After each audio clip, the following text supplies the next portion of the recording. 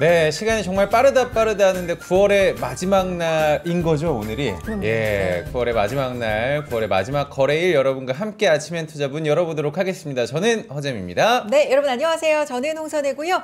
자, 이제 이번 주에 사실 긴 연휴를 앞두고 있다 했는데 이제 연휴가 진짜 가시권에 들어오면서 이럴 때는 그쵸? 조금 뭔가 좀 마음이 좀 해피해지기도 하는데 근데 시장적으로는 그렇죠. 오늘 약간 매물이 나오려나 이런 약간의 긴장감 그렇죠. 뭐 오늘까지 이런 것도. 정리를 하셔야 네. 이제 현금화를 시키실 수가 있으니까. 연휴 전에 그러니까요. 그렇죠. 자, 시장이 조금 약합니다. 그래서 둘 다 양시장 모두 지금 하락 반전에 있는 상황이고요. 코스피는 약보합권, 코스닥은 0.4%까지 하락폭을 지금 확대하고 있는 상황 지금 포착이 되고 네. 삼성전자 하이닉스가 오늘 뭐 장초반만 해도 둘 다 올랐었는데 지금 다 하락 반전에 있네요. 그러니까요. 네. 여러분들의 마음은 뭐 여러분 개인이 알겠죠.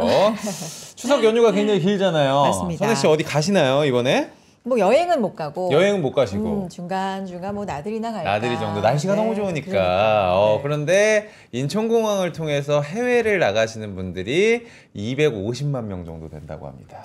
진짜 많은 거죠. 부럽습니다. 어디 가시나요, 여러분? 여러분들의 그러니까. 계획도 한번 댓글로 남겨주시고요. 네. 오늘은요, 어떤 얘기를 해볼까? 수요는 급증하는데 공급이 따라오지 못하는 섹터를 한번 공부를 해보려고 합니다. 아, 뭐 여러 가지 생각나는데 대표적으로 하나 있네요. 하나 있죠. AI 시대의 전력. 전력. 전력뿐만 아니라 이 전력을 또 담당하는 뭐 여러 가지 인프라가 있지 않겠습니까? 오늘은 전력 인프라 섹터에 대해서 좀 공부 좀 해보고요. 또 유망한 종목이 있다면 또 여쭤보도록 하겠습니다. 오랜만에 만나는 분을 소개를 해드리도록 하겠습니다. 우리 NH투자증권에서 전력 인프라 섹터 담당을 하고 계십니다. 정현우 책임연구원님 모셔보도록 하겠습니다. 나와주시죠. 안녕하세요. 네, 안녕하세요. 아, 반갑습니다. 잘 지내셨죠? 예, 뭐 사실 제가 지난번에 2월 달에 네. 나왔었더라고요. 굉장히 오랜만에 나오셨습니다. 이제 그러고 사실은 또 시장이 또 전력 테마가 죽지 않고 지금 계속 그러니까요. 좀 가고 있던 것 같습니다. 네. 그래서 나름 바쁘게 좀 보냈습니다. 또 미모는 더 좋아지신 것 같아요. 감사합니다. 네. 훈훈하게 한번 시작을 해보도록 아니, 하겠습니다. 전력 인프라 이제 커버 담당하고 계시는데 말씀해 주셨지만 이게 꺾이지 않고 약간 쉬다 다시 가고 이러면서 주도 섹터의 역할을 계속해서 해왔잖아요. 네. 궁금한 게 이런 커버하고 있는 섹터가 잘 간다. 그럼 더 바빠요? 어떤 역할이 좀 달라져요? 약간 네. 이제 좋은 점도 있고 나쁜 점도 있는 것 그래요? 같은데 일단은 기분은 좋죠. 왜냐면 제가 잘 갈 것이다 그렇죠. 이렇게 얘기를 분석을 했던 게 이제 좀 해주시니까. 잘 되면은 뭐 기분도 좋고 또 찾아주시는 분들도 많고 하지만 이제 또 동시에 많이 오르다 보면은 빠질 수 있는 것들에 대해서 또 대비를 하시다 보니까 또 안 좋은 얘기들을 찾는 분들도 계세요. 그렇지, 아무래도. 네. 어떤 점들을 또 좀 조심을 해야 되냐 뭐 이런 것들도 문의가 많아서 뭐 이제 좋은 쪽 말고도 나쁜 쪽도 또 계속 더 찾아보고 해야 되는 그런 뭐 과제 같은 것들이 있죠 항상. 네. 아무래도 움직이지 않는 섹터보다는 네. 그렇죠. 근데 저는 사실 이런 시간이 너무 유익한 게 뭐냐면 전력 인프라 하면은 이 사이클이 쉽게 꺼지지 않을 것이다라는 건 누구나 다 공감을 하시거든요. 왜냐면 반짝반짝 유행하는 섹터보다는 이런 섹터를 좀 은근하게 들고 가면서 또 투자의 전략 중에 뭐 연금 투자하시는 분들 뭐 이런 분들도 이 장기적으로 꾸준히. 내가 담아가야 될 거 뭐가 있을까? 전력 인프라 좀 괜찮을 것 같거든요. 오늘 저희가 이 인프라, 글로벌 인프라 시장도 한번 살펴보도록 하겠습니다.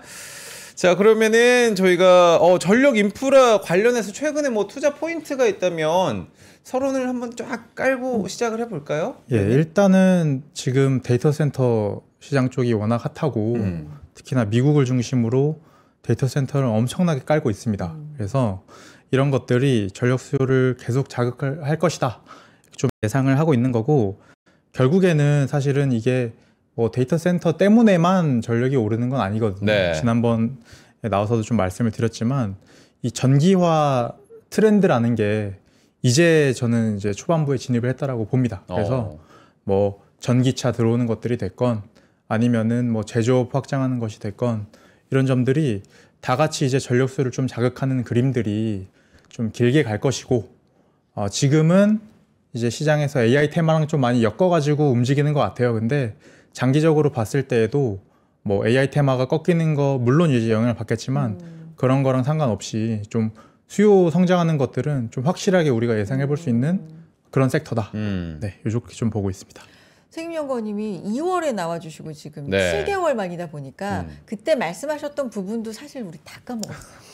그러니까 그때 말씀하셨던 네. 부분 중에 중복되는 사안이 있더라도 다시 한번 사실 강조를 좀 정연우였는지 정연오였는지 저희가 그것도 헷갈렸기 때문에 저희가 잘 기억을 좀 해보도록 하겠습니다. 오늘 내용도. 그러니까요. 그러면 글로벌로 봤을 때 네. 전력 수요가 이제 글로벌적으로 많아졌다 하는데 사실 이제 제조업의 공장이라고 불렸던 신흥국들의 전력 수요가 막 몰렸다가 요즘에는 아닌데 정말 이 선진국들이 또 AI 투자에 대해서 이 수요를 쫙 끌고 가는 모습, 이런 또 무브에 대해서도 전력 어떤 수요의 무브에 대해서도 좀 한번 살펴주시면, 오늘 자료도 많이 가져오셨으니까. 네, 일단은 제가 준비한 자료를 한번 띄워보겠습니다. 전력 수요라고 하는 게 경제 성장하고 어느 정도 이제 맞물려서 움직이게 되어 있죠. 그러다 보니까 이제 최근 트렌드를 보면은 이게 신흥국이 다 좀 주도를 하는 이런 흐름들이 좀 계속 나타났습니다. 그래서 보면은 중국, 인도, 뭐 동남아 이런 지역 쪽이 이제 성장이 좀 가파르게 나오는 모습이었고 지금 왼쪽 그래프 보면 맞습니다. 굵은 게 글로벌이고 나머지 쪽으로 중국, 인도, 아세안까지 다 뭐 4~5% 이상의 이제 전력 수요 성장 이렇게 좀 관찰이 됐었는데 굵은 선 대비 다 위에 있는 거죠. 맞습니다. 네, 근데 이제 미국이나 EU 같은 데는 조금 그거보다는 아무래도 당연히 뭐 경제 성장 폭도 좀 좁고 그러니까 그거보다는 낮은 숫자들이 관찰이 됐었습니다. 심지어 EU는 계속 빠지고 있었어요, 전력 수요가. 코로나 때 한번 바닥 찍었다 이제 반등 나온 21년도 빼면은 17년 이후로 계속 마이너스였거든요. 근데 지금 이게 작년에 딱 턴어라운드를 했고, 미국 같은 경우에도 한 2010년 이후로 거의 옆으로 기었습니다. 그러다가 작년에 또 한번 크게 성장을 했고, 그래서 뭐 여러 가지 뭐 그 요인들이 있죠. 뭐 데이터 센터 이런 건 미국 쪽에서 이제 많이 전력 수요를 자극을 하고, 그거 말고도 전기차 들어오는 것들, 제조업 확장하는 거, 또 무시할 수 없는 게 여름철에 냉방 수요 늘어나는 거. 네, 이게 생각보다 또 영향 많이 주거든요. 그래서 이런 점들이 지금 복합적으로 전력 수요를 좀 자극을 하고 있다. 이렇게 좀 봐주시면 될 것 같습니다. 그 이제 폭염에 대한 어떤 냉방 수요 있잖아요. 그게 전력이 상당하다고 했는데 그게 이제 우리나라뿐만 아니라 전 세계적으로 심각한 문제인 거죠? 맞습니다. 그래서 요것도 자료를 한번 보시면 왼쪽 이제 그림인데 보시듯이 연대별로 제가 지금 지구 평균 온도 그 상승 폭을 그려놨습니다. 보시면은 점점 그 오르는 속도가 가팔라지면서 특히 지금 24년 기준으로는 굉장히 높은 이제 선이 나타나고 있죠. 지금 60년대부터 시작을 해가지고 맞습니다. 최근까지. 근데 이제 저희가 그 뭐 파리 협정이다 해가지고 지구 평균 온도를 산업화 이전 대비 1.5도씨 또는 2도씨 이내로 막자 이렇게 약속을 했어요. 전 세계 국가들이.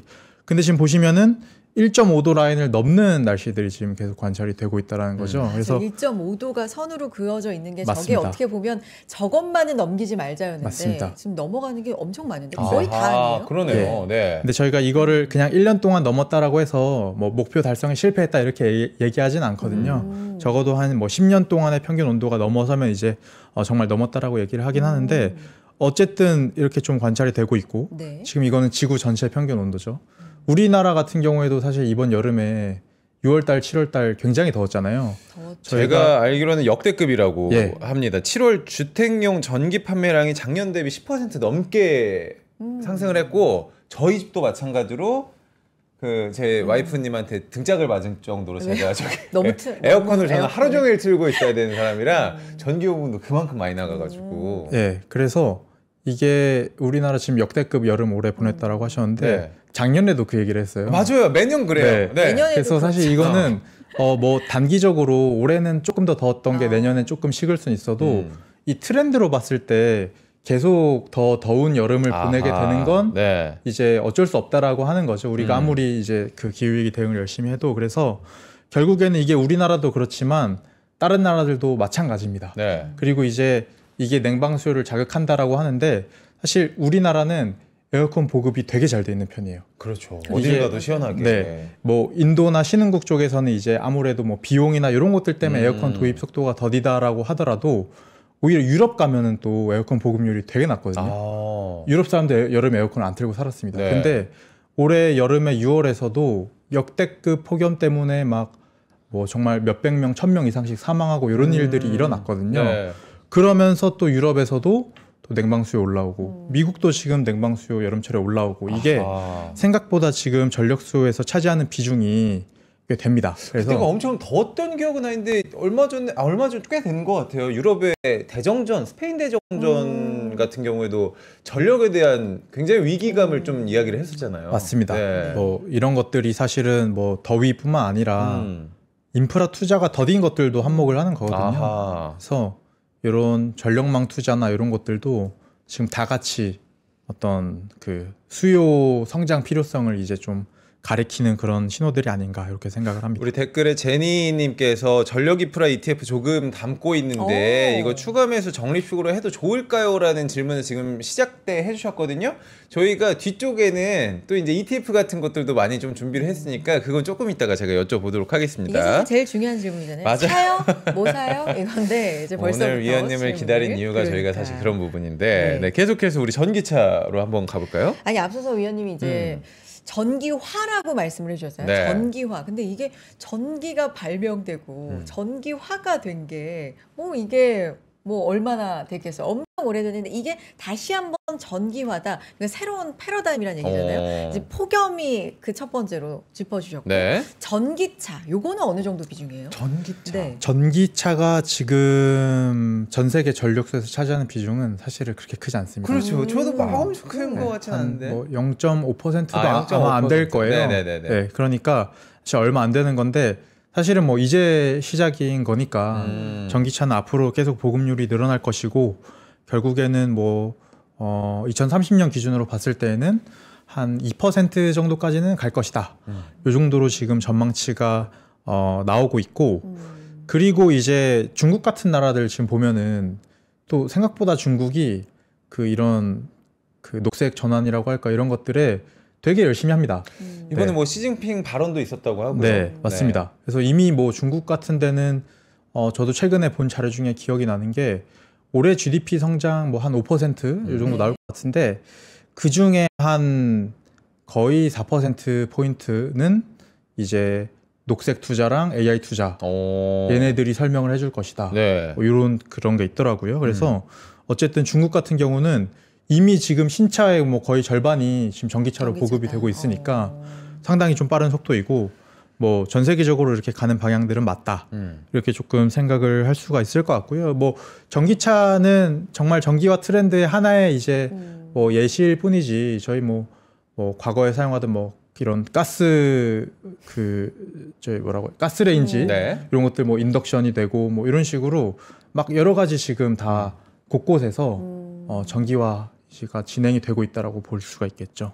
결국에는 뭐 기후도 그렇고 전기차도 그렇지만 이 전력에 대한 어떤 위기감 그리고 공급과 수요의 어떤 불균형을 초래한 건 저는 AI 아 뭐니 해도 이야기를 AI. 좀 가봐야 될 네, 것 네. 같은데 네. 뭐 날이면 날마다 나오는 얘기가 데이터 센터를 짓는다. 뭐 어디에 투자를 한다. 근데 이게 미국뿐만이 아니라 사실 미국이 가장 이끌고 있지만 중국도 패권에 네. 지치지 않기 위해서 중국의 빅테크도 정부의 보조금 받아가지고 데이터 센터 짓는다. 사실 이게 다 전력이 필요한 거 아니겠습니까? 맞습니다. 네, 그래서 전기차보다 확실히 지금 더 영향을 많이 주는 게 이제 데이터 센터라고 할 수가 네. 있겠고 지금 전 세계 전력수에서 데이터 센터들이 쓰는 게 한 2%가 좀 안 되는 걸로 추정이 됩니다. 근데 이 비율이 2030년에는 4.5%까지 간다. 이 정도가 나오는 건데 사실 이거는 뭐 그거밖에 안 돼? 이렇게 약간 이런 생각이 드실 수도 있을 것 같아요. 근데 네. 미국으로 가면 얘기가 확실히 다릅니다. 어. 지금 미국이 뭐 전 세계 AI 투자를 주도를 하고 있죠. 그래서 미국 같은 경우에는 현재 건설돼서 운영이 되고 있는 데이터 센터도 가장 많고요. 네. 그리고 건설 중인 것도 가장 많습니다. 그러니까 데이터 센터들이 늘어나서 전력 시장에 뭔가 영향을 준다라고 했을 때 그게 가장 먼저 확인되는 지역은 아마 미국일 거예요. 그래서 미국 같은 경우에는 지금 전체 전력 수요의 한 4%, 5%요 정도를 데이터 센터들이 사용을 하고 있는데 네.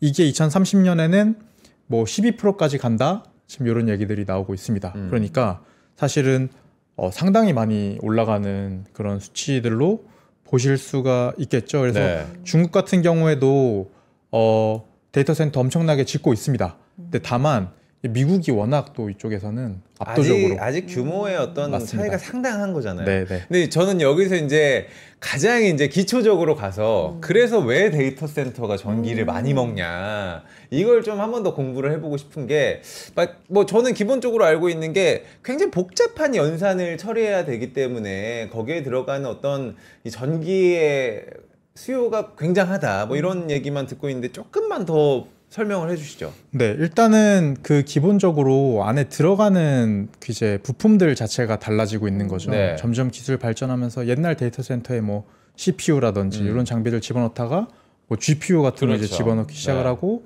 또 그 GPU도 점점 성능이 업그레이드 되면서 전력을 더 또 소모를 하게 되고 또 데이터 센터들 늘어나는 것도 늘어나는 거지만 사이즈도 또 대형화가 되고 있거든요. 이제 그러면서 전력을 많이 소비하게 되는 거고 지금 사실 미국에서는 뭐 기가와트급 데이터 센터들이 등장한다 뭐 이런 얘기들이 나오고 있는데 이게 뭐 어느 정도 규모인지 좀 감이 안 오실 수도 있으니까 네. 좀 설명을 해드리면 네.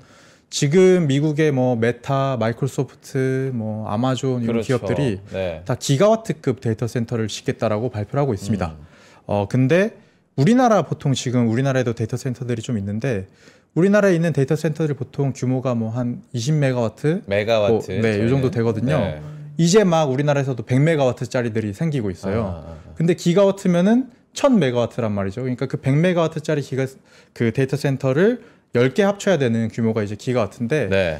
실제로 최근에 메타가 뭐 작년에 발표된 계획인데 이제 최근에 이제 건설에 돌입한 프로젝트가 있습니다.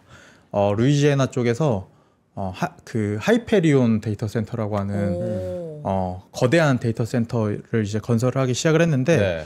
이게 지금 2기가와트 규모로 건설을 시작을 해요. 그래서 5기가와트까지 나중에 늘린다라고 했거든요. 근데 이 데이터 센터에다가 전력을 공급해 주려고 그 지역에 있는 이제 유틸리티 업체 하나가 대형 가스발전소 네. 3개를 더 짓는다라고 했어요. 그 데이터 센터만을 위한 네, 거잖아요. 거기에다가 전력 쏴주려고. 야. 그런 얘기들이 나왔고 이 데이터 센터가 이제 5기가와트까지 네. 규모를 확장한다라고 하면은 이 면적이 제가 저도 궁금해가지고 네. 좀 검색을 해봤는데 여의도 면적 정도 된다고 하더라고요. 여의도 면적이요. 예. 네. 그러니까 어마어마한 규모로 지금 미국에서는 데이터 센터들을 엄청나게 올리고 있습니다. 면적으로 말씀해 주시니까 진짜 네. 아니 놀랍네요. 그러니까 이 AI 거품론을 말할 게 아닌 게 와 진짜 이 정도로 데이터 센터가 필요할 정도면은 그냥 뭐 돈 버리는 거 아닐 테니까 투자가 대단한데 우리나라는 지금 100메가와트 정도 20메가와트 뭐 이렇게 도전을 네. 하고 네. 있는데 옛날에 MP3 512메가 쓸 때 2기가짜리 들고 다니는 애들 진짜 부러웠거든요. 와 진짜 뭐 감도 안 올 정도인데 계속해서 좀 여쭤보도록 하겠습니다. 내용 계속해서 좀 얘기를 해주시면 좋을 것 같아요. 네. 네. 그래서 하이퍼스케일러라는 얘기 진짜 많이 하는데 네. 요것도 좀 말씀해 주세요. 예. 네.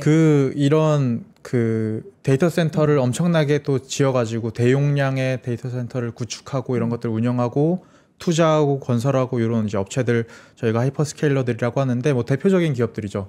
아마존, 마이크로소프트, 구글, 메타 뭐 이런 기업들이 있고 네.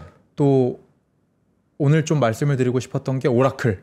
오라클. 네. 사실은 기존에는 저희가 뭐 대형 하이퍼스케일러다 뭐 이렇게 얘기를 하면은 뭐 마이크로소프트, 아마존, 구글, 메타 뭐 이 정도 얘기를 했었거든요. 근데 지금 오라클 최근에 실적 발표하고 실적 발표 한 날 주가가 뭐 거의 40% 올랐던 걸로 기억을 하는데 보니까 오라클이 뭐 시가총액이 그래도 한 뭐 6, 700조 됐었던 기업이더라고요. 그 기업이 실적 발표하고 이제 주가가 거의 40% 오르는 이제 그런 일들이 지금 벌어졌는데 네. 이 실적을 보니까 사실 숫자 자체는 그냥 시장 그 컨센서스에 한 부합하는 요 정도 수준이었습니다. 그런데도 주가가 이렇게 급등한 이유가 가이던스 때문이었거든요. 이 오라클에서 얘기를 하는 게 우리 클라우드 비즈니스 쪽이 너무 좋다 지금. 그래서 막 계약들도 엄청나게 체결하고 있고 이 클라우드 쪽 매출이 지금 한 2030년까지 뭐 거의 15배 정도 성장을 할 것 같다. 이런 식으로 지금 얘기를 했거든요. 그러니까 이 클라우드 비즈니스가 늘어날수록 결국 이게 데이터 센터로 다 이제 연결이 되는 겁니다. 네. 데이터 센터들을 엄청나게 지금 구축을 해줘야 되는 이런 상황이 된 거죠. 그래서 지금 클라우드 수요 늘어나는 것들이 데이터 센터 수요를 뭐 지금까지도 그래왔고 앞으로도 상당히 끌어올리고 있고 거기에 추가로 이제 AI 수요들도 달라붙은 거죠. 그래서 뭐 AI 모델을 학습하건 아니면은 이제 이런 챗GPT나 이런 모델들을 우리가 또 사용을 하고 하면은 또 이게 또 데이터 센터 쪽으로 수요가 연결이 되니까 이런 쪽으로 이제 전력 수요가 늘어나는. 그래서 지금 제가 띄워놓은 자료 오른쪽 그림을 보시면 네. 미국 데이터 센터의 전력 수요를 이제 구분을 해놓은 겁니다. 네. 그래서 하이퍼스케일이 지금 가운데 들어 있고 리즈드는 이게 빌려 쓴다라는 얘기예요.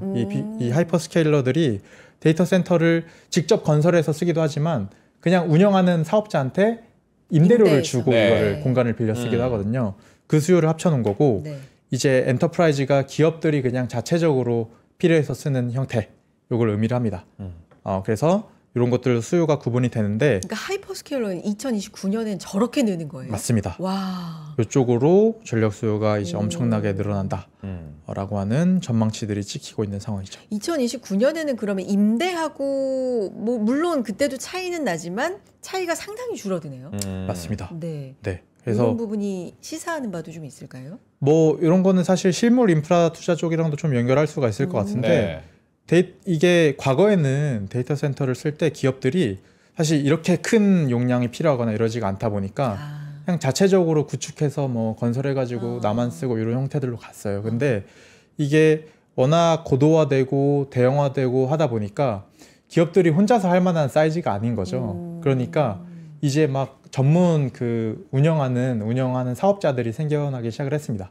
그래서 이런 기업들은 자본 투입해가지고 뭐 사실은 사모펀드들도 많이 하고 있는 이제 비즈니스고 자본 막 투입을 해가지고 데이터 센터 구축하고 이런 임차인 유치해가지고 이제 사용료 받고 뭐 이런 형태를 의미를 해서 이런 시장도 지금 계속 같이 커지고 있는 거죠. 그러니까 지금 수요는 굉장히 늘고 있는데 공급이 따라오지 못한다. 그래서 AI 이 어떤 빅테크들은 AI 기술 발전에 가장 필요한 것은 이 전력이 어느 전기다. 정도 따라오느냐 뭐 이런 얘기를 굉장히 많이 하고 있는데 네. 그래서 지금 미국만 봤을 때 전력 수요가 얼마나 지금 증가를 하고 있는 거예요?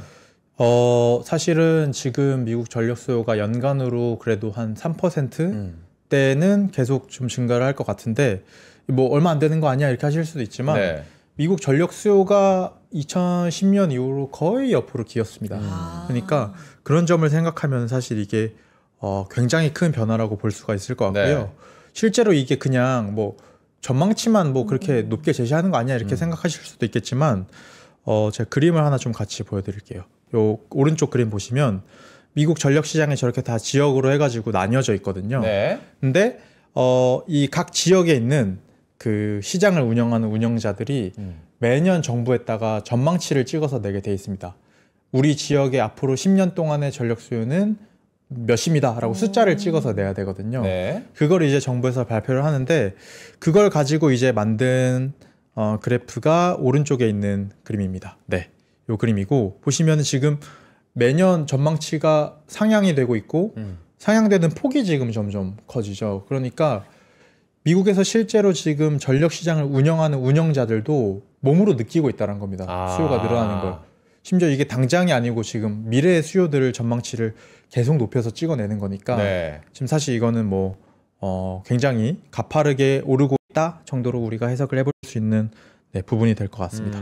근데 이게 전력 수요는 느는데 미국에서도 지금 정부 쪽에서도 계속 나오는 얘기가 있더라고요. 전기가 그렇게 비싸다. 뭐 이런 얘기가 좀 계속 나오는 것 같아요. 네, 사실 뭐 이게 미국도 뭐 지역마다 좀 다르긴 합니다만 일반 그 소비자들 저희 같은 국민들이 쓰는 전기 요금까지는 요 임팩트가 막 그 엄청나게 전달되는 구조는 아니에요. 그래서 미국도 뭐 소비자들이 물론 전기 요금이 오르고 있긴 하죠. 근데 이제 산업 쪽에서나 이런 쪽에서는 실제로 좀 부담들이 있는 것 같습니다. 그리고 특히나 그 데이터 센터들 건설하고 있는 이런 하이퍼스케일러들이나 빅테크 기업들이 또 그 약간 딜레마인 게 뭐냐면 전기는 막 확보를 해야 돼요. 데이터 센터가 전기를 워낙 쓰니까. 네. 근데 이제 이 기업들이 뭐 약속들을 해놓은 게 있죠. 기후 목표 이런 것들 때문에 우리 회사는 우리가 사용하는 전력의 100%를 클린 에너지로 쓰겠습니다. 이런 약속들을 다 해놨거든요. 그렇죠, 그렇죠. 그러니까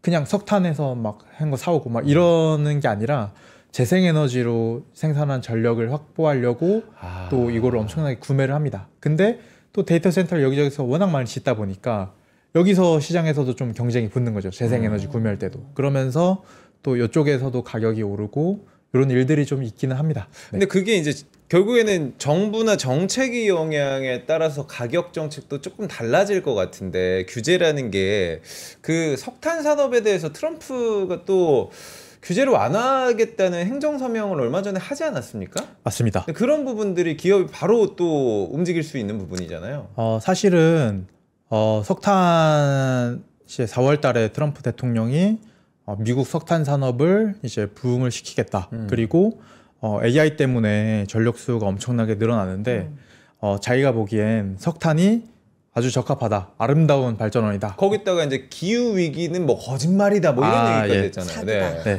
일단 기본적으로 그 가지고 있는 가치관 자체가 네. 이런 것들을 부정하는 스탠스다 보니까 이제 그렇게 얘기를 한 건데, 사실 석탄 산업을 좀 살리겠다고 여러 가지 좀 정책들을 제시를 했음에도 불구하고 저는 미국 내에서 석탄이 다시 살아날 가능성은 높지 않다. 그래요? 이렇게 봅니다. 일단은 기본적으로 석탄이랑 가스랑 어떻게 보면은 이제 화석연료 발전원 중에서는 가장 많이 쓰이는 두 가지가 될 텐데 가스 대비해서 지금 메리트라고 할 만한 게 크지 않아요.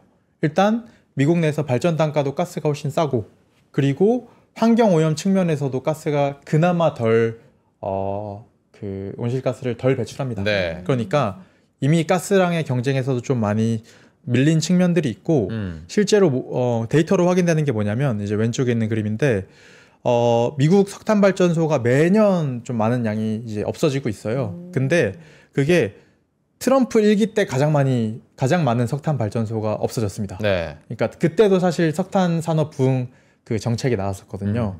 그럼에도 불구하고 석탄이 가장 많이 없어졌다. 그래서 저는 뭐 앞으로 발전원을 새로 짓는다라고 했을 때에는 사실 재생에너지로 가는 게 맞겠죠. 근데 재생에너지만 깔아가지고는 지금 충분하지가 않습니다. 그래서 이제 가스도 같이 건설을 하는 건데, 석탄을 더 여기서 건설하거나 이런 것들이 막 늘어날 가능성은 크지가 않다.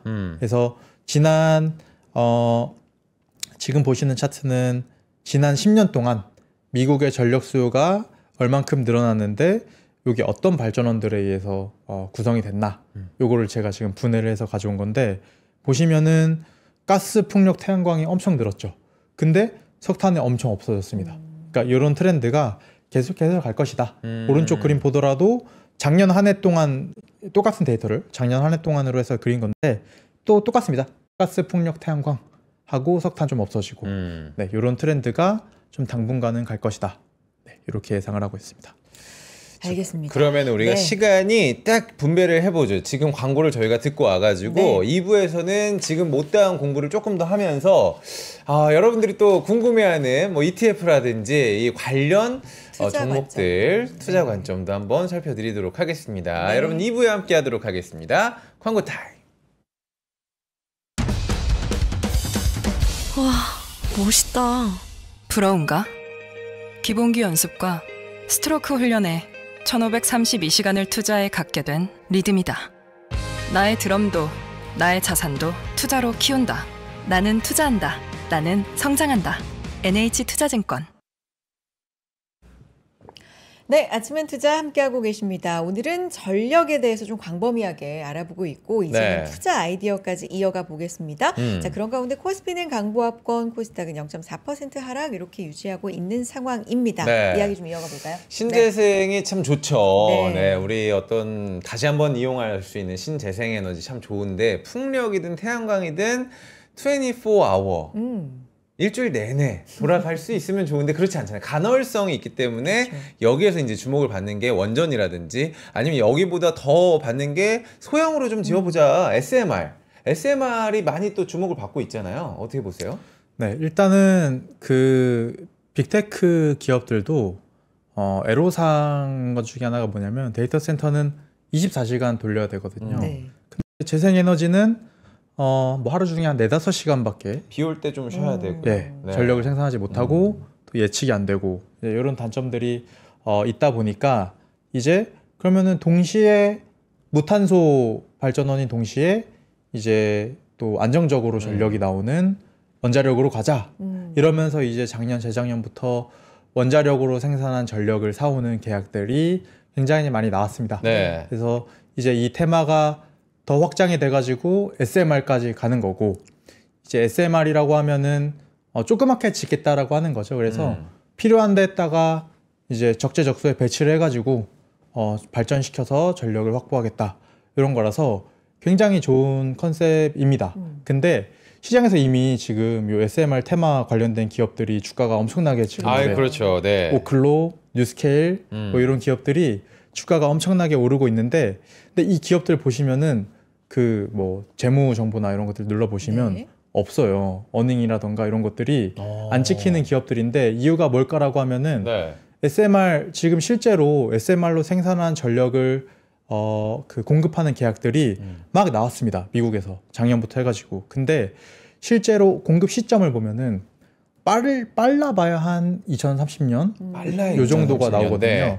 그리고 시장에서는 그때 돼서야 처음으로 SMR로 전력을 생산하는 거고, 이거를 대규모로 보급을 해가지고 정말 전력 수요 부족한 거를 채워줄 만큼이 되는 시점은 뭐 한 2035년 요 정도가 될 것이다. 네. 이런 식으로 최근에는 예상들을 많이 하는 것 같거든요. 그럼 도대체 기대감을 몇 년 먼저 반영한 맞습니다. 거예요? 맞습니다. 오. 그래서 기대감을 뭐 네. 5년, 10년 뒤에 기대감을 좀 반영하는 구간인 것 같아요. 네. 그래서 제가 이거 뭐 테마가 안 좋다 이런 것들이 아니라 네. 당연히 그만큼 변동성이 높을 수밖에 없다.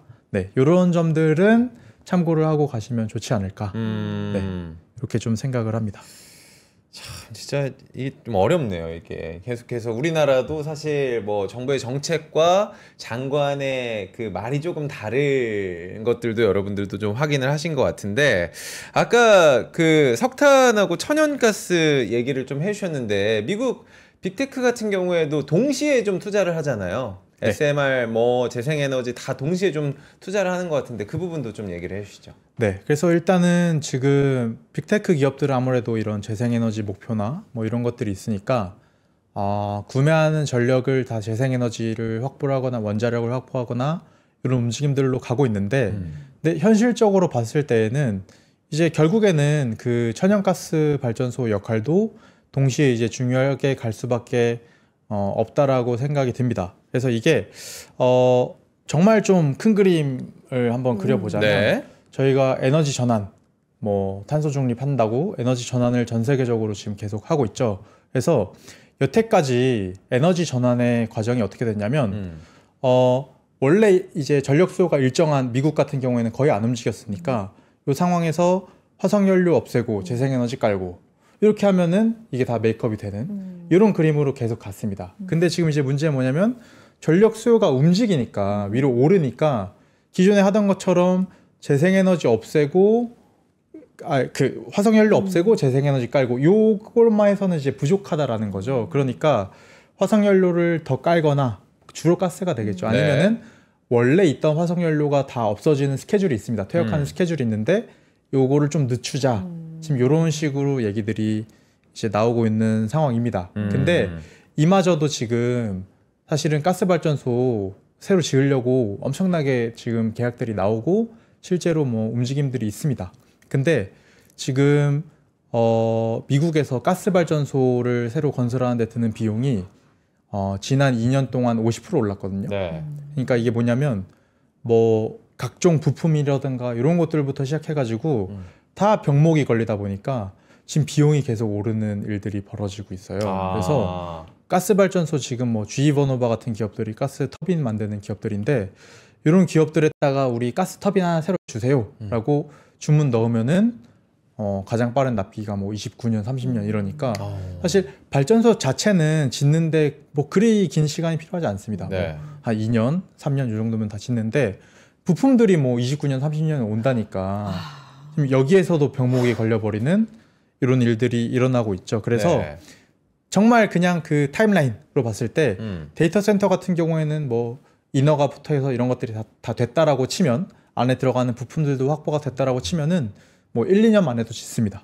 근데 이제 여기에 발맞춰서 전력을 공급해줄 발전원을 놓는다고 봤을 때 맞춰줄 수 있는 게 지금 재생에너지 아니면은 뭐 부품이 확보된 가스 요 정도가 지금 그나마 한 3, 4년 내로 공급이 가능한 발전원들입니다. 그래서 원전 같은 경우도 말씀드린 대로 조금 더 많이 걸리는 거죠. 저는 이제 자료에서 굉장히 좀 재밌는 네. 장표를 좀 봤는데 병목 현상 얘기를 해주셨는데 전반적으로 전력 인프라 쪽에도 딥시크 쇼크가 쫙 한번 퍼졌다. 그게 또 지연 노이즈가 생겼다. 저는 이게 조금 이해가 안 되는 부분도 있어가지고 그 네. 부분도 좀 설명 좀 부탁드릴게요. 네, 그래서 일단은 그 지금 뭐 미국에서 민간이 됐건 정부가 됐건 입을 모아서 얘기를 하는 게 우리가 AI 투자를 지금 열심히 해야 되고 할 의지가 충만하고 돈도 많은데 네. 인프라가 못 받쳐주니까 지금 못한다 이런 얘기들을 하거든요. 그래서 이거는 뭐 그 아마존이나 뭐 마이크로소프트나 이런데 뭐 CEO들이나 다 얘기를 했던 겁니다. 네. 우리가 데이터 센터 투자를 안 할 마음은 없다. 사실 돈 얼마나 많습니까? 빅테크 기업들. 이런 기업들이 투자할 돈은 충분하지만 지금 뭐 주위의 인프라, 전력이 됐건 뭐 아니면 전력망에 연결하는 게 늦어지는 문제가 됐건 이런 것들 때문에 안 된다. 이런 얘기들을 하는 거고 트럼프 대통령도 최근에 AI 뭐 퍼스트 행정명령 이런 것들을 발표를 했는데 그 전 세계 AI 시장에서 미국의 주도권이 물론 지금 주도권 쥐고 있지만 네. 이걸 공고히 하겠다라고 하는 거죠. 그래서 정책 패키지를 냈어요. 근데 이것도 보면은 그 가장 이제 좀 트럼프 대통령이 중요하게 강조했던 이제 정책 내용 중에 하나가 인프라 속도 올리는 거. 인허가부터 해가지고 이런 것들은 정부에서 나서서 해줄 수 있는 굉장히 거잖아요. 좀 간소화시킨다는 맞습니다. 거잖아요. 네. 그렇게 해가지고 가겠다라고 하는 거라서 결국에는 인프라 속도 올려주는 것들은 계속 되는 건데 앞서 말씀하신 딥시크랑 어떻게 연결되냐면 일단 1월 달에 딥시크 저희 설 연휴 딱 시작하자마자 네. 딥시크 쇼크가 한번 터지면서 엔비디아 갑자기 급락을 하고 이제 덩달아서 이런 전력 인프라 밸류체인에 있는 기업들이 한번 쭉 하락을 했었죠. 네. 그러고 나서 제가 그 직후인 2월 달에 2월 달에 나와가지고 나왔습니다. 물론 그럴 수는 있지만 이 그 AI가 요리라면 전력은 불이다. 그래서 AI 하려면 결국엔 전력이 있어야 되니까 요 테마는 계속 담아가자라고 말씀을 드렸잖아요. 그런 것처럼 그 당시에 조정을 받고 반등하다가 또 한번 저희 4월 달에 관세 뭐 이런 것들 때문에 네. 시장이 전체적으로 한번 또 타격을 입었죠. 그래서 엔비디아도 또 그때 같이 빠졌고 저희가 AI 테마를 대표하는 종목을 엔비디아로 놓고 나머지 전력 기기 업종들을 제가 이제 차트에 대표적인 기업들을 넣은 건데 네. 보시면은 엔비디아가 타격을 입을 때 같이 타격을 입고 엔비디아가 회복한 것보다 훨씬 더 많이 회복을 했습니다. 지금 놓고 보면. 그러니까 결국에는 제가 앞서 말씀드린 내용에서 연결되는 건데 이 전력이라고 하는 테마가 AI 때문에만 움직이는 게 아니다라고 하는 거죠. AI가 아니더라도 전력은 계속 올랐을 거고 네. 결국에는 시장에서 지금 AI 테마를 많이 반영을 하고 있지만 이런 것들 때문에 조정을 받았을 때가 저희가 또 추가로 좀 담아갈 수 있는 기회이지 않나 이렇게 이제 말씀들을 드리는 거고 네. 지번호버가 진짜 많이 올랐네요. 그러니까요. 맞습니다. 네, 실적 발표할 때마다 그 시장의 예상을 뛰어넘는 숫자들을 제공을 하고 있어요. 고객들로부터 이 신규 주문 이런 관련된 데이터들이 지금 뭐 말도 안 되는 수준으로 나오고 있으니까 이제 그런 상황인 거고 네. 그래서 제가 말씀드린 내용이죠. 그 빅테크 기업들은 단 한 번도 본인들 입으로 우리 AI 투자를 줄이겠습니다. 뭐 속도를 늦추겠습니다. 이런 얘기들을 한 적이 없습니다. 지금 분위기가 만약에 지금 멘트 같이 나오잖아요. 시장 큰일 날 것 같아요. 맞습니다. 그 정도로, 얘기 예. 나오면 그 정도로 맞아. 네. 어떻게 뭐 거품이라고 보면 거품이라고 할 수도 있겠죠. 네. 이제 그 정도인 상황인데 아직까지는 이제 그런 스탠스는 아니다. 그러니까 계속 늘린다. 네, 네. AI 캐펙스는 계속 늘리겠다라고 하는 스탠스이고 실제로 시장의 전망치도 지금 계속 좀 올려가는 추세이고 제가 앞서 말씀드린 오라클 실적이 네. 저는 또 굉장히 중요한 포인트인 것 같아요. 여기서 네, 네. 결국에는 이 빅테크 기업들 투자 많이 하는 거 누구나 알았던 거고 이 오라클이라고 하는 새로운 하이퍼스케일러가 나와가지고 또 우리들 앞으로 데이터 센터 투자를 엄청나게 할 거야라고 하니까 이제 이런 것들이 그래도 아직까지는 저희가 뭐 버블로 물론 볼 수도 있지만 정말 그게 터질 거다라고 하는 신호로 해석하기에는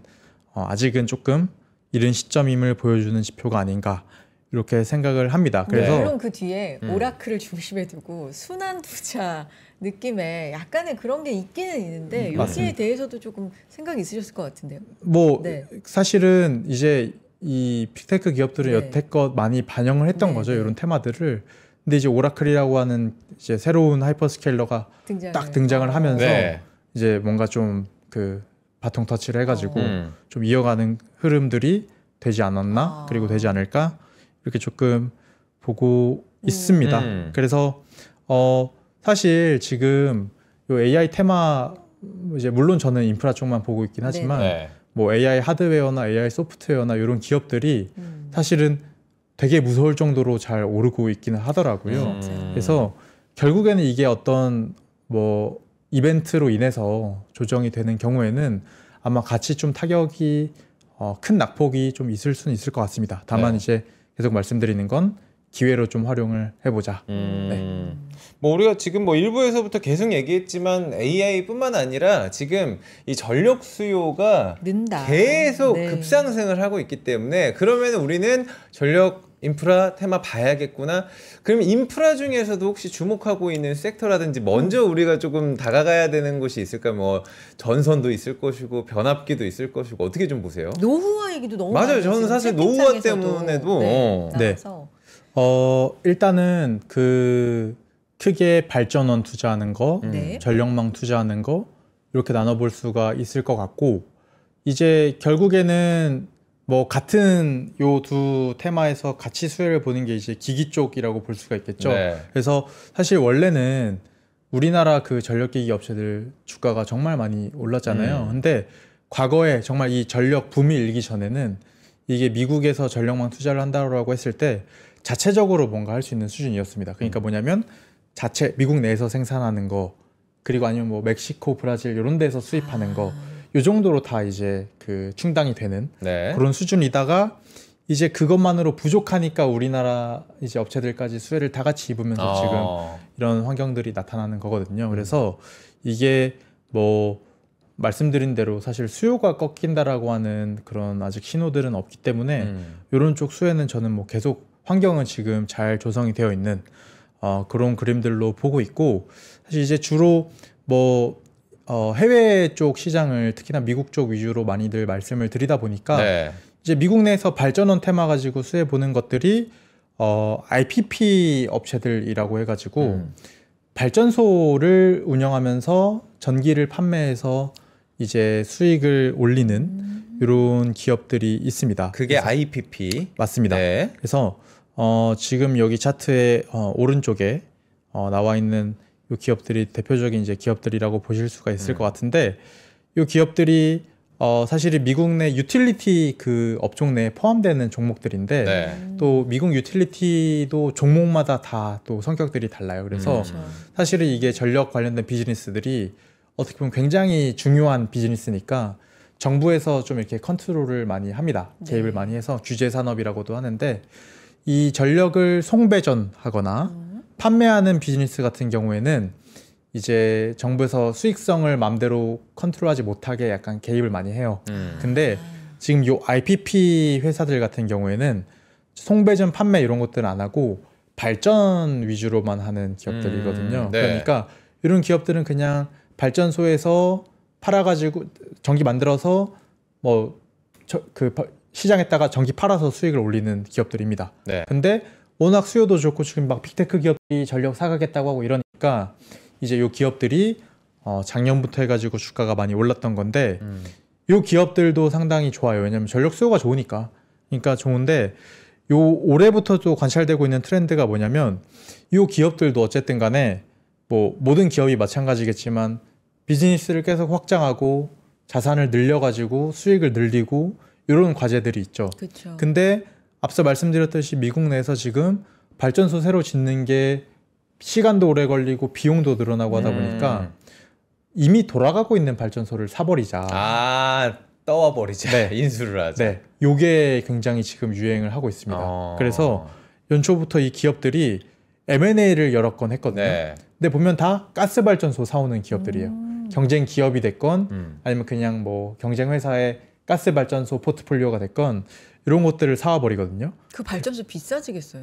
인기가 맞습니다. 많으니까. 네. 그렇죠. 네. 네. 그러니까 네. 이 기업들이 이제 우리 가스발전소 사겠습니다라고 발표할 때마다 주가가 급등을 아하. 하고 있었던 네. 거거든요. 그래서 아. 이런 쪽으로도 테마도 지금 계속 같이 보셔도 될 것 같다. 자, 그러면은 우리가 시간을 또 분배를 잘 해야 되니까 뭐 사요? 우리의 미래를 위해서 뭐 사요로 가요? 뭐 사요? 이거 사도 됩니까? 뭐 삽니까? 네. 좀 유망한 네. ETF를 만나보도록 하겠습니다. 사실 이게 전력 인프라가 워낙 또 넓고 다양해서 글로벌 산업이기도 해서 개별 종목 단으로 접근하기가 좀 쉽지 않다라고 하시는 분들이 계시니까 저희는 ETF 중심으로 한번 설명을 해주시면 좋을 것 같아요. 재물 씨가 또 좋아하는 ETF네. ETF 사랑합니다, 저는. 네. 예, 그래서 뭐 오늘 주제가 전력 인프라다 네. 보니까 이제 그 전력 인프라에 집중적으로 투자하는 ETF들 말씀드리기 앞서서 네. 그냥 뭐 이 제가 보고 있는 인프라 시장이라던가 아니면 뭐 다른 뭐 테마로 할 수 있는 ETF들 중에 좀 괜찮게 생각하고 있는 종목들 이제 몇 개를 네. 줄인 거고요. 뭐 그 맨 위에 같은 경우에는 글로벌 인프라 지수 전반에 투자하는 ETF. 네. 그러니까 성격을 좀 말씀드리면 재미없다. 이유는 시장이 오를 때는 그만큼 못 오르고 대신 빠질 때 막아주고 네. 약간 이런 성격이 있습니다. 그래서 그런 또 수요가 있으신 분들한테는 적합한 종목이 아닐까. 변동성이 낮다. 이렇게 좀 볼 수가 있을 것 같고 가운데 세 개가 이제 오른쪽 그 표에 가운데 세 개가 이제 전력 네, 관련된 것들인데 묶여있는. 엑셀류는 뭐 많이들 익숙하신 그쵸. 거예요. 네. 미국 유틸리티 그 섹터에 투자하는 이제 ETF인데 이 ETF 같은 경우는 특징이 뭐냐면 제가 앞서 말씀드린 IPP 말고도 사실 유틸리티 지수에서 IPP 업종이 차지하는 비중은 되게 작습니다. 나머지는 제가 말씀드린 규제 유틸리티들이에요. 정부의 이제 그 컨트롤 받는 이런 유틸리티이다 보니까 네. 일단은 변동성이 낮은 특징이 있고 그리고 또 하나가 대표적인 특징이 뭐냐면 금리 움직임에 굉장히 민감합니다. 아, 그래요? 금리. 그러니까 오. 금리가 오르면 안 좋아요. 금리가 오르면 빠지고 금리가 빠지면 오르고 이 특징이 좀 강하거든요. 그래서 사실은 저희 그 뭐 금리 뭐 또 많이 네네네. 내린다 뭐 뭐 이렇게 금리 인하 얘기를 사이클에 하는데 들어갔다. 네. 네. 물론 시장 금리가 생각보다 많이 안 내릴 수도 있겠지만 또 금리 하락에 또 베팅을 해보고 싶으시다 하시는 분들은 또 요 종목에 접근을 해보셔도 괜찮을 것 같은데 네. 기본적인 특징은 변동성이 그렇게 크진 않다. 엑셀류. 네. 이 정도로 보실 수가 있을 것 같고 네. 그다음 세 번째, 네 번째가 이제 오늘 좀 이따가 좀 자세하게 말씀드릴 테마 ETF인데 워낙 또 요 테마가 제가 오늘 말씀드린 요 테마가 국내 투자자들 사이에서 핫하다 보니까 네. 요 테마에 있는 종목들만 이제 골라가지고 국내 시장에도 막 종목들이 ETF들이 작년부터 상장을 했습니다. 네. 사실 미국에는 또 이런 종목들이 없어요. 아, 그래요? 이런 상품 선택지가. 네네네. 또 우리나라 요새 ETF를 보면은 되게 잘 만들잖아요. 그렇죠. 막 네. 딱딱 골라가지고 그런 식으로 해서 상장한 상품이 있고 마지막으로는 이제 오일앤가스 미드스트림 산업에 투자하는 ETF인데 네. 이제 오늘 말씀은 안 드렸지만 결국에는 미국 내에서 에너지 생산이 늘고 특히나 천연가스 쪽 LNG 수출도 많이 하고 또 데이터 센터 쪽에서 가스를 많이 쓰니까 또 이런 수혜들로 해서 수혜를 볼 수 있는 산업 중 하나입니다. 그래서 여기서 이제 그 수혜 보는 종목들을 묶어놓은 ETF 이 정도로 좀 정리를 해볼 수가 있을 것 같습니다. MLPX까지. 이게 이제 전반적인 그림이었으면 두 번째, 세 번째라고 하셨나요? 네. 네. 지금 우리 뭐 국내에 상장돼 있는 소울과 네. 코덱스 얘기를 조금 요걸 중점적으로 집중적으로. 해주시고 저희가 마무리할 시간을 가져봐야 될 것 같은데 와 수익률도 굉장히 좋습니다. 지금 네. 둘 다. 예, 일단은 지금 두 개를 제가 이렇게 네. 조금 빠르게 번갈아 가면서 차트만 좀 보시면 네. 거의 움직임은 비슷하죠. 차트는 거의 뭐 복사 붙여넣기 느낌. 변동성만 조금 다른 네. 느낌인데 네. 이유는 사실은 들어있는 뭐 대표적인 종목들은 거의 동일합니다. 그래서 뭐 주요 종목들이 같이 좀 공통적으로 들어있는 건 같은데 네. 비중들이 좀 달라요. 솔 같은 경우에는 모든 이제 구성 종목 비중이 한 10% 언더이고 그러네요. 네. 이 그 코덱스 같은 경우에는 뭐 15%짜리도 있고 하니까 아무래도 조금 더 변동성이 높은 특징이 네. 있죠. 다만 이제 겹치는 종목들이 워낙 많아서 방향성 자체는 뭐 거의 유사하다. 이 정도로 좀 이해를 해주시면은 네. 될 것 같습니다. 네. 그래서 차트를 보시면 일단은 저희 1월달에 앞서 말씀드렸던 대로 딥시크 이슈 때 한번 조정을 받았고 그리고 4월에 이제 관세 그렇죠. 때문에 조정을 받았고 지금 그 이후로 거의 2배 가까이 올라온 상황들이죠. 그래서 뭐 많이 오르긴 했지만 사실은 뭐 아직까지는 저는 그래도 좀 담아가기 괜찮은 구간이지 않나라고 보고 있는 거고 네. 어떤 종목들이 들어있느냐를 한번 보면은 제가 앞서 말씀드린 테마들이 다 들어있습니다. 미국 내에서 원자력이나 가스발전소 들고 있는 IPP 업체들 말고도 뭐 데이터 센터 밸류체인, 버티브라든가 이튼 뭐 이런 기업들 뿐만이 아니고 오클로 같은 SMR 테마도 있는 거고 그 다음에는 뭐 그 GE버너바라든가 이런 전력 기기도 들어있고 이런 식으로 골고루 섞여 있는 게 특징이라고 보시면 될 것 같고요.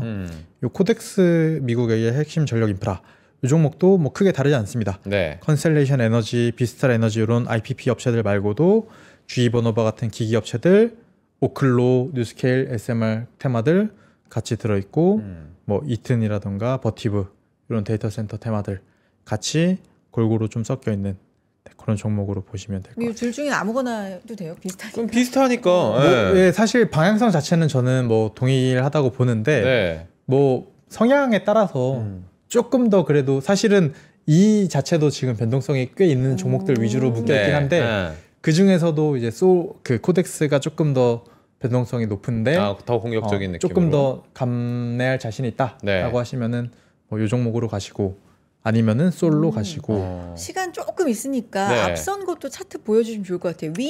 위도 아래도 약간 막혀 있다. 그래서 변동성은 좀 적지만 약간 안전한 느낌으로 그렇죠. 소개해 주셨잖아요. 네. 요거 좀 보여주세요. 예. 그래서 요 그 XLU 전력 유틸리티 산업에 투자하는 ETF죠. 이 종목 같은 경우에는 지금 제가 시기열을 좀 길게 그려서 그런데 보시면은 올해만 놓고 봤을 때 저점이 한 97 정도에서 지금 117 정도까지 왔으니까 사실 네. 아까는 2배 정도였는데 맞습니다. 이건 그 정도 못 미치네요. 네, 훨씬 더 안정적인 거고 네. 이제 여기도 물론 당연히 전력 수요 증가하면 수혜를 보는 테마죠. 전력 유틸리티들도 어쨌든 간에 이런 비즈니스를 하는 업체들이니까 수혜를 보는 거는 뭐 동일한 거고 대신 그 폭이 작다라고 하는 거고 또 금리 움직임에 또 한번 같이 좀 연동돼서 움직이는 측면들이 강해서 그런 점들을 보셔야 된다. 왜냐면은 22년 그 지난 고점이 이제 22년도 중순쯤에 한번 있었거든요.